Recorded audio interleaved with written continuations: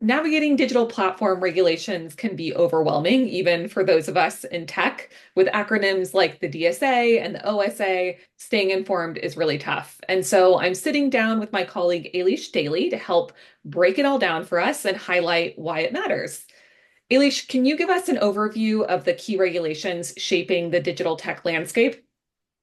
Absolutely, Alex. Yeah, the regulatory wave has been huge with laws like the DSA, DMA, and AI Act in Europe, the UK's Online Safety Act, and similar developments globally.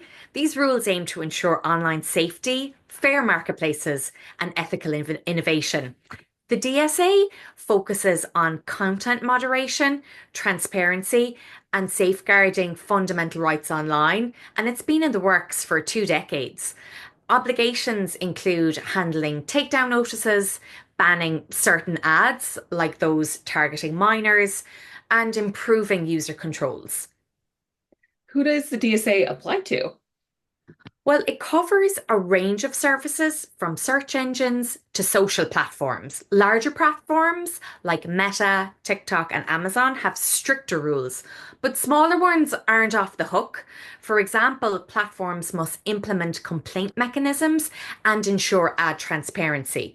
The DSA started applying to very large online platforms or VLOPs in August of 2023, and then to other platforms from February of 2024.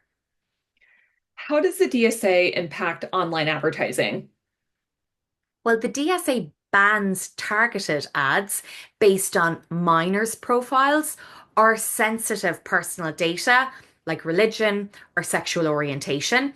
It complements existing GDPR's consent rules and emphasizes user protection. And then, Alicia, what about the UK's OSA or the Online Safety Act? How does that compare to the DSA? Well, the Online Safety Act mirrors the DSA's focus on safety, but it has unique features. For example, all platforms must perform risk assessments, not just the big players. These rules demand significant resources and planning, even for smaller platforms with tight deadlines for compliance. How are companies navigating these changes? The threat of hefty fines, Alex, 6% of global turnover under the DSA, 10% under the OSA. So companies are having to pay attention. Some of the larger companies already have large compliance teams, but smaller players face resource challenges. Risk assessments are particularly tricky. They do require cross-team collaboration and buy-in from leadership. Do you think that tech regulators understand these realities and the challenges that these platforms face? I think many regulators are tech savvy and increasingly hiring industry experts, but enforcement is going to reveal gaps. Feedback loops between platforms and regulators is going to be key to success. Can you share an example of compliance in action? Sure, let's take user reporting of illegal content under the DSA. Platforms must let users flag harmful content.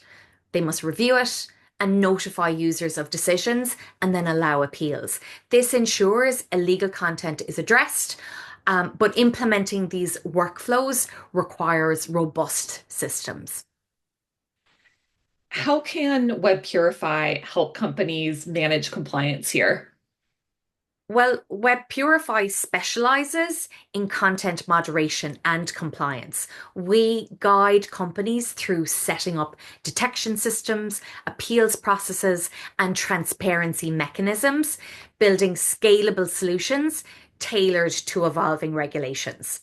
Thanks, Ailish. For a consultation or more information, people can email us at sales@webpurify.com or connect with Ailish or me on LinkedIn. You can also follow WebPurify on LinkedIn for more information and industry insights.